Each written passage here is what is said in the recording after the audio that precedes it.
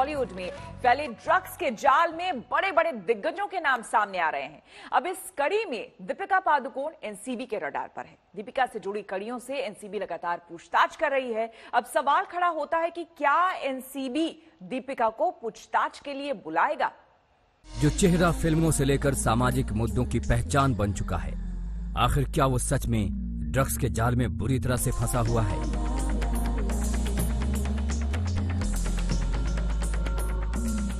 NCB की ताबड़तोड़ जांच की आंच अब दीपिका पादुकोण तक पहुंच चुकी है।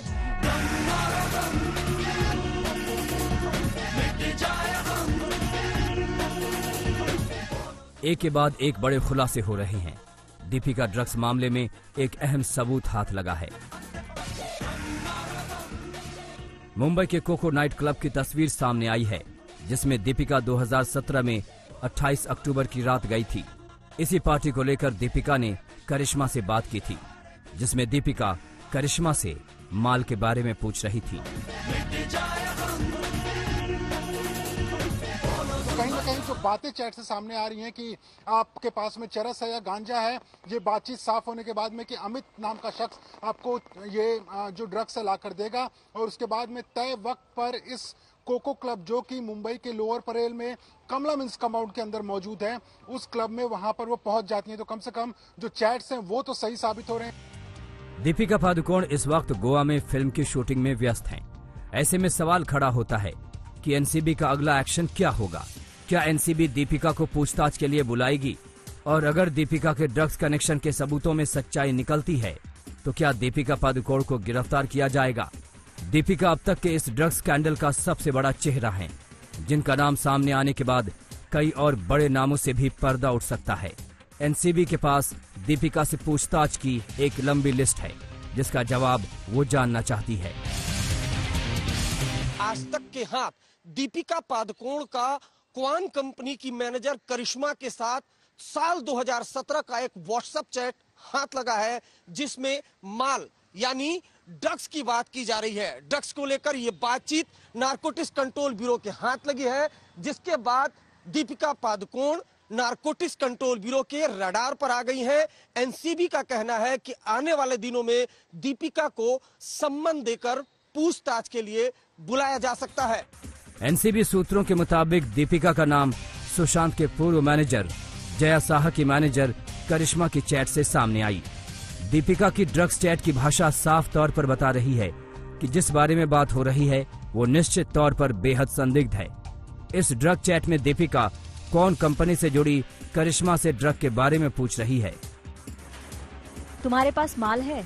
हाँ, लेकिन घर पर। मैं बांद्रा में हूँ। अगर तुम कहो तो मैं अमित से भिजवा सकती हूँ। Yes please. अमित के पास है, वो लेकर जा रहा है। हैश है ना, गांजा नहीं। तुम कितने बजे तक कोको आ रही हो? 11:30 या 12 बजे। शैल वहाँ कब तक है?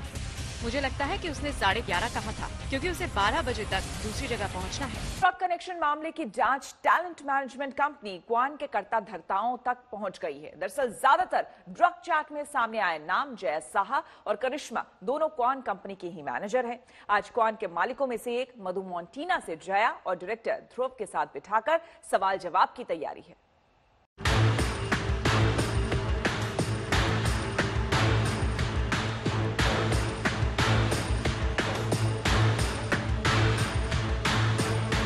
रिया चक्रवर्ती, श्रद्धा कपूर, सारा अली खान, सिमोन खंबाटा, रकुलप्रीत सिंह, नम्रता शिरोडकर, दीपिका पादुकोण और अब दिया मिर्जा।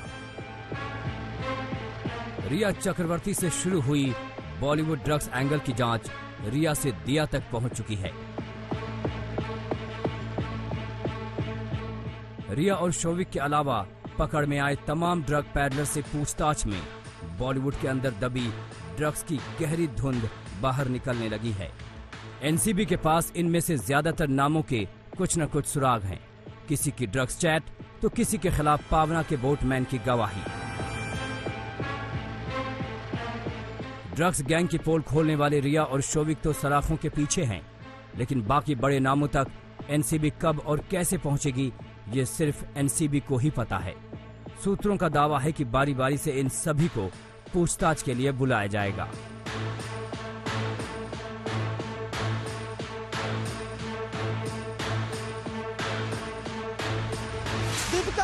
पादकोण, श्रद्धा कपूर, नम्रता शिरोडकर के व्हाट्सएप चैट जया शाह के साथ जिसमें ड्रग्स को लेकर बातचीत हो रही है वो तो सामने आ चुका है, लेकिन ऐसे कई बॉलीवुड सेलिब्रिटीज हैं जिनके ड्रग्स को लेकर चैट नारकोटिक्स कंट्रोल ब्यूरो के सामने है और वो सभी नारकोटिक्स कंट्रोल ब्यूरो के रडार पर हैं। लेकिन सबसे पहले नारकोटिक्स कंट्रोल ब्यूरो की टीम सारा अली खान, श्रद्धा कपूर, रकुल प्रीत सिंह और सिमोन खंबोटा से पूछताछ करना चाहती है। उसके बाद आने वाले दिनों में दूसरे सितारों का नंबर आएगा। हालांकि बाकी बड़े नाम अभी तक खुद पर लगे आरोपों को लेकर खामोश हैं, लेकिन दिया मिर्जा ने आरोपों को नकारने में देर नहीं लगाई। सूत्रों के मुताबिक 2 ड्रग पैडलर्स अनुज केसवानी और अंकुश ने एनसीबी को दिया का नाम बताया है। आरोप है कि दिया मिर्जा की मैनेजर उन्हें ड्रग्स पहुंचाती थी और ये मैनेजर कोई और नहीं बल्कि अनुज की गर्लफ्रेंड है, लेकिन दिया कह रही है कि सब बेबुनियाद है।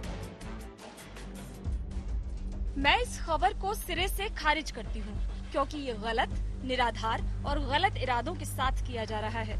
इस तरह की गलत रिपोर्टिंग से मेरी प्रतिष्ठा पर सीधा असर पड़ता है। ये मेरे करियर को नुकसान पहुंचाने वाला है, जिसे मैंने सालों की मेहनत से बनाया है। मैंने अपने जीवन में कभी भी न तो ड्रग्स खरीदी हैं और न ही इसका सेवन किया है। मैं कानूनी रास्ता अपनाऊंगी। मेरे साथ खड़े लोगों का धन्यवाद। ड्रग कनेक्शन में अभी तक जितने भी खुलासे हुए हैं, उनका संबंध किसी न किसी रूप में जया साहा से जरूर है। इसी वजह से एनसीबी लगातार जया साहा से पूछताछ कर रही है। मंगलवार को लगातार दूसरे दिन एनसीबी ने उससे व्हाट्सएप चैट दिखाकर पूछताछ की। सवाल जवाब के दौरान कई अहम जानकारियां हाथ लगीं। सूत्रों के मुताबिक जया साहा ने एनसीबी को बताया कि उसने श्रद्धा कपूर के लिए सीबीडी ऑयल का इंतजाम किया था। श्रद्धा के लिए सीबीडी ऑयल ऑनलाइन मंगाया। नम्रता शिरोडकर के चैट को लेकर कहा कि चैट तो उसके हैं पर कुछ याद नहीं। साथ ही सुशांत, रिया, फिल्म निर्माता मधु मांटेना वर्मा और खुद के लिए भी सीबीडी ऑयल मंगाने की बात जया ने कबूली है। जया शाह के कई ऐसे बॉलीवुड सेलिब्रिटीज के से चैट्स मिले हैं और कई बातचीत मिली है जिसमें वो सीबीडी ऑयल, जिसमें वो ड्रग्स की बात कर रही हैं। तो अब सवाल ये उठ रहा है कि क्वान कंपनी, जिससे बॉलीवुड के कई बड़े बड़े एक्टर एक्ट्रेस कॉन्ट्रैक्ट में जुड़े हैं, क्या ये लोग बॉलीवुड के सेलिब्रिटीज को ड्रग्स भी प्रोवाइड करा रही थी?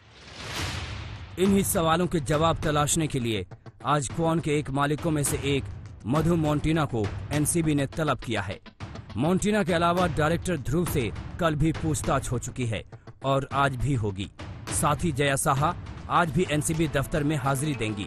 माना जा रहा है कि एनसीबी तीनों को आमने सामने बिठाकर सच की परतें खोलेगी।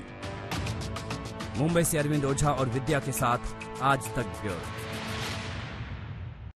एक दिन पहले निचली अदालत ने रिया और शौविक चक्रवर्ती की हिरासत की अवधि 6 अक्टूबर तक बढ़ा दी। इससे भाई बहन परेशान हो गए। जेल में 15 दिन बीत चुके हैं और अब एक एक दिन काटना मुश्किल हो रहा है। लिहाजा दोनों ने हाईकोर्ट में जमानत की याचिका दायर की है। आज उस याचिका पर बॉम्बे हाईकोर्ट में सुनवाई होने वाली है।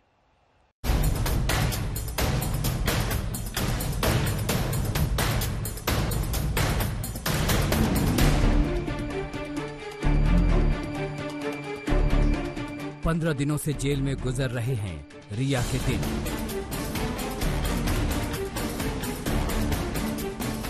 अब आज जमानत याचिका पर हाईकोर्ट में सुनवाई।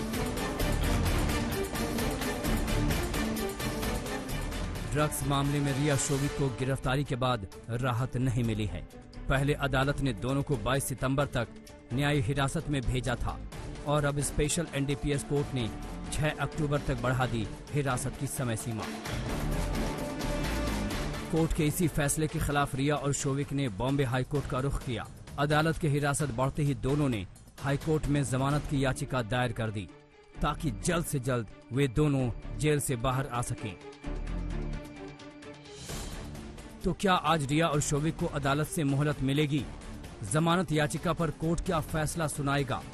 इन सवालों के जवाब के लिए इंतजार करना होगा। बॉम्बे हाईकोर्ट आज उनकी याचिका पर सुनवाई करने वाला है। एक के बाद एक ताबड़तोड़ खुलासे के बाद एनसीबी ने पहले शोविक को गिरफ्तार किया। 5 सितंबर को ही शोविक और सैमुअल मिरांडा की गिरफ्तारी हुई थी। उसके 3 दिन बाद यानी 8 सितंबर को रिया का भी नंबर आ गया। ड्रग्स मामले में रिया के खिलाफ पुख्ता सबूत मिले, व्हाट्सएप चैट सामने आए और कुछ आरोपियों के कबूलनामे में भी रिया का नाम सामने आया तो मुश्किलें बढ़ती गईं। एनसीबी की पूछताछ में शोविक ने भी कबूल किया था कि वो सुशांत के घर ड्रग्स की सप्लाई करता था। वो भी कबूला कि सुशांत के घर बैग में चरस की सप्लाई होती थी। शोविक ने यह भी बताया था कि एक बार गांजे के लिए रिया ने क्रेडिट कार्ड से पैसे दिए थे। साथ ही ये भी बताया कि रिया ने सुशांत के लिए ड्रग्स मंगाए थे। सोमवार को क्वान टैलेंट मैनेजमेंट कंपनी की जया साहा से एनसीबी पूछताछ कर रही है। आज तीसरा दिन है। उसी जया साहा के साथ रिया के व्हाट्सएप चैट भी सामने आए थे, जिसमें दोनों सुशांत को लेकर ड्रग्स पर बात कर रही थी। 25 नवंबर 2019 को जया साहा ने रिया को मैसेज लिखा था, कॉफी, चाय या पानी में सिर्फ 4 बूंदे डालो और उसे पीने दो। किक लगने के लिए 30 से 40 मिनट देना होगा। ऐसे खुलासे के बाद ही रिया पर शिकंजा कसता गया। जब रिया का एनसीबी अधिकारियों से आमना सामना हुआ तो उसने भी अपना गुनाह कबूल कर लिया। शोविक का इकबाल या बयान भी सामने है। उसके तो ड्रग्स पैडलर से संबंधों का खुलासा भी हो चुका है। इन तमाम खुलासों के बाद अब नजरें हाईकोर्ट पर टिकी हैं कि वहां रिया और शोविक के वकील कौन सी दलील देते हैं और क्या फैसला होता है। मुंबई से विद्या के साथ आज तक ब्यूरो। और आपको बता दें कि अनुराग कश्यप की मुश्किलें बढ़ सकती हैं। जी हां, पायल घोष ने मुंबई के वर्सोवा थाने में अनुराग के खिलाफ शिकायत दर्ज करा दिया है। पुलिस ने अनुराग के खिलाफ बलात्कार का मामला दर्ज किया है। अब मुंबई पुलिस के एक्शन का इंतजार है। तो उसका चरित्र जो है मैंने वही बताया अभी, उसका जो कैरेक्टर मेरे तरफ था वो एक नकाब पहन के लोग मीडिया के सामने आ गए। आखिरकार पायल घोष ने अनुराग कश्यप के खिलाफ शिकायत दर्ज करा दी। पायल की शिकायत पर मुंबई के वारसोवा थाने में अनुराग के खिलाफ आईपीसी की कई धाराओं में मामला दर्ज किया गया है।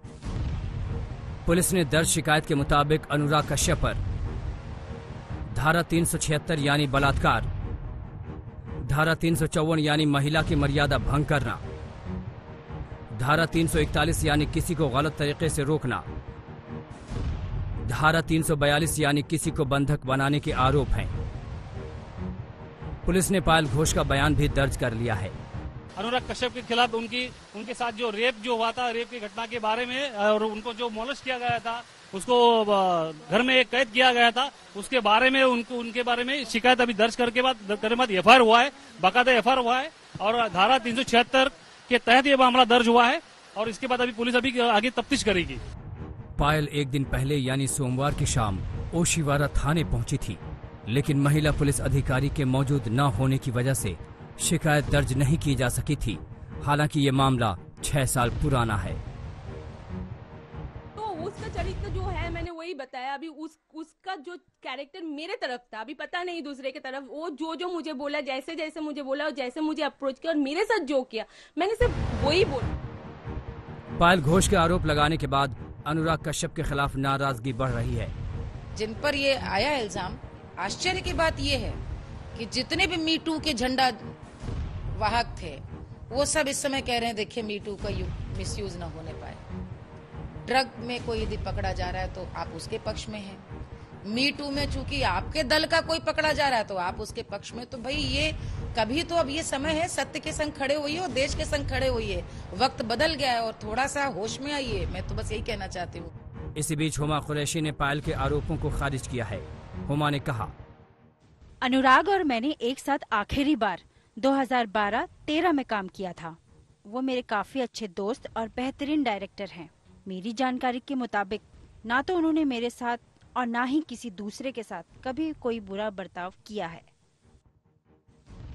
दरअसल पायल घोष ने अनुराग पर आरोप लगाने के लिए 3 दूसरी हीरोइनों का नाम भी घसीटा था। और फिर जब मैं अनकंफर्टेबल फील कर रही थी तो उन्होंने बताया कुछ मतलब उनके एक्ट्रेसेस के नाम जिनको उन्होंने लॉन्च किया और उन्होंने बताया everybody is very good and cool with me. उन्होंने बताया माही गिल, रिचा चड्ढा, हुमा कुरैशी, और उन्होंने ये भी बताया कि मेरे साथ बहुत सारे लड़कियों का संबंध रह चुका है, 200 से भी ज्यादा, और वो बहुत प्राउडली ये बोल रहे थे। पायल ने अनुराग कश्यप के खिलाफ शिकायत तो दर्ज करवा दी। अब देखने वाली बात होगी कि पुलिस क्या एक्शन लेती है। मुंबई से विद्या के साथ आज तक ब्यूरो। बतौर बिहार डीजीपी अपने तेवर दिखाने वाले गुप्तेश्वर पांडे ने वीआरएस ले लिया है। उनका कार्यकाल अगले साल फरवरी तक था, लेकिन उससे पहले ही उन्होंने स्वैच्छिक रिटायरमेंट की घोषणा कर दी है। उनकी जगह एसके सिंघल को बिहार डीजीपी का अतिरिक्त प्रभार दिया गया है। माना जा रहा है कि वीआरएस लेने के बाद अब वो आगामी विधानसभा चुनाव में अपनी किस्मत आजमा सकते हैं।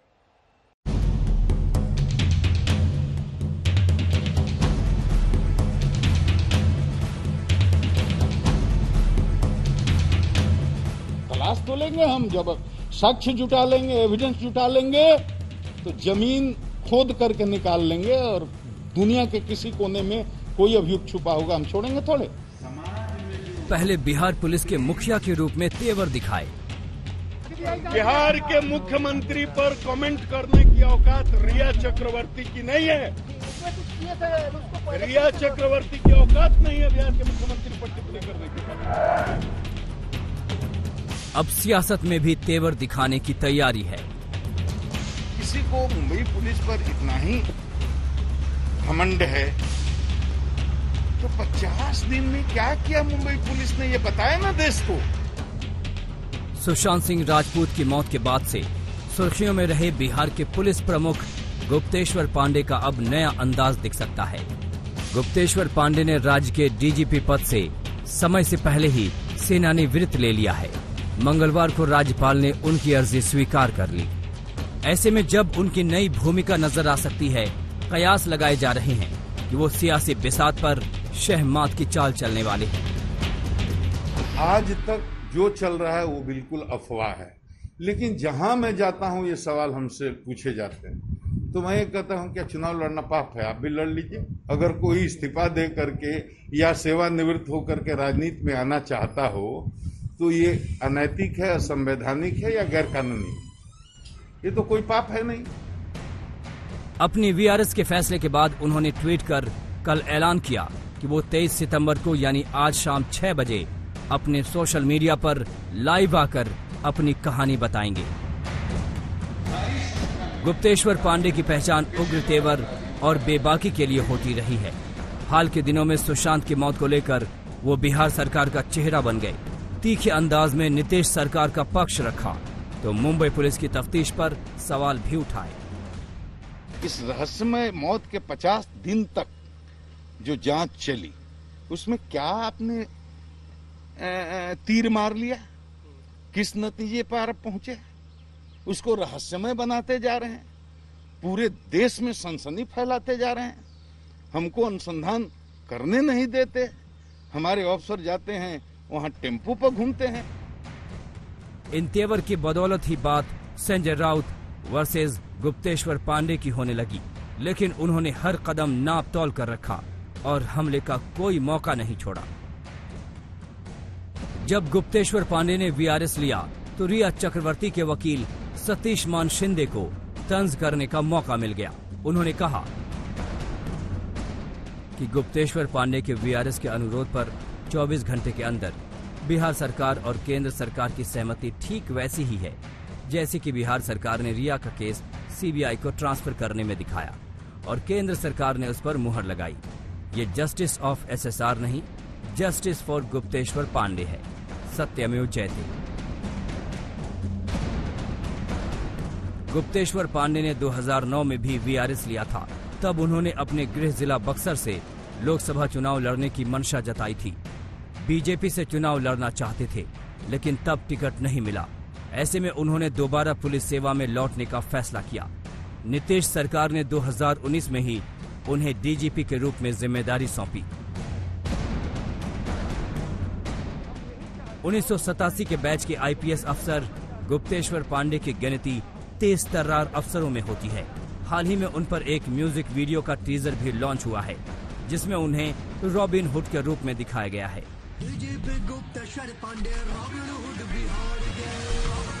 इंतजार है शाम 6 बजे का, जब गुप्तेश्वर पांडे नई भूमिका पर तस्वीर साफ कर देंगे। सुजीत कुमार झा, पटना, आज तक। और इस वक्त की बड़ी खबर मुंबई से आ रही है, जहां पर जोरदार बारिश हो रही है। आपको बता दें कि देर रात मूसलाधार बारिश यहां पर हो रही है। रात से ही लगातार बारिश का ये सिलसिला जारी है। हालात ये हो गए हैं कि कई इलाकों में जबरदस्त जल भराव है। आप तस्वीरें देख सकते हैं किस तरह से आधी बस जो टायर है वो डूबे हुए हैं। बेस्ट की बसें हो या फिर कोई भी गाड़ियां, इन इलाकों में जबरदस्त बारिश की वजह से लोखंडवाला, वीरा देसाई रोड, अंधेरी परेल समेत कई इलाकों में सड़कों पर पानी भरने से लोगों की मुश्किलें बढ़ गई हैं। काफी मुश्किलों का लोगों को सामना करना पड़ रहा है। कई जगहों पर गाड़ियां बारिश के पानी में फंसी हुई है। ये देखिए, आधे कमर तक डूबे लोग। देखिए, सुबह सुबह मुंबई की तस्वीरें आपको हम दिखा रहे हैं, क्योंकि बीती रात से ही यहाँ पर जबरदस्त बारिश हो रही है। किस तरह से बेस्ट की बस भी यहाँ पर रुकी हुई है और साथ ही साथ जो लोग हैं वो मजबूरन कमर तक पानी में निकलकर जाने को मजबूर हैं। कुछ ऐसे ही हालात बीती रात भी देखने को मिला। और देखिए किस तरह से बीएमसी तमाम दावे कर रही हो, राजनीति चल रही है मुंबई में। एक तरफ 24 घंटे के अंदर किसी का ऑफिस ढा दिया जाता है, लेकिन सालों से जो परेशानी मुंबईकर्स यहाँ पर झेल रहे हैं, उनके लिए, उनके निवारण के लिए, निस्तारण के लिए अभी तक बीएमसी के पास कोई भी जवाब नहीं है। और हर साल ये तस्वीरें मुंबई से आती हैं। बारिश के दिनों में जो हाल होता है मुंबई का, आप खुद देख सकते हैं मुंबईकर्स की परेशानी कितनी बढ़ जाती है। एक बार की बारिश में ये हाल होता है, लेकिन बीएमसी हाथ पर हाथ धरे बैठी है। और म्यूनिसिपल कॉर्पोरेशंस की अगर हम बात करें देश में, तो सबसे अमीर म्यूनिसिपल कॉर्पोरेशन है बीएमसी। उसके बावजूद हर साल ऐसी ही तस्वीरें मुंबई से सामने आती है। कई जगहों पर गड्ढे होने की वजह से, मैनहोल खुले होने की वजह से कितने ही लोगों ने, मुंबई के लोगों ने अपनी जानें गंवा दी है।